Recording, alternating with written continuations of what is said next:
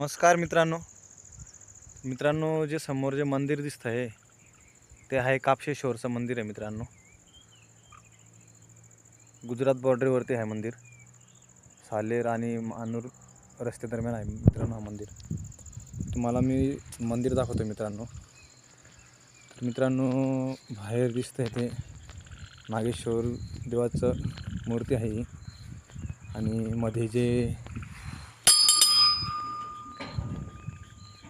पिंड दिसते मित्रांनो ते नंदी भगवान आहेत। आणि हा नंदी आहे मित्रांनो, हा साधारणतः इसवी सन 1600-1700 दरम्यानचा नंदी मित्रांनो। आणि त्याशी शिर तुटले मित्रांनो, त्याचा पण इतिहास आहे मित्रांनो। ते इतिहास तुम्हाला मी पुढे सांगणारच आहे। आणि पिंड आहे बघा मित्रांनो,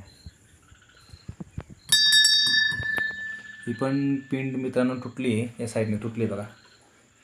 आणि तिकडची ती पिंड ती नवीन घडली मित्रांनो, जवळजवळ 10-12 वर्षापूर्वी घडली ती। आणि मित्रांनो इथं गंगामाता आहे, इथं विहीर आहे मित्रांनो। मित्रांनो ही विहीर आहे ना विटांनी बांधलेली, जवळजवळ इसवी सन 1600-1700 दरम्यानचे मित्रांनो।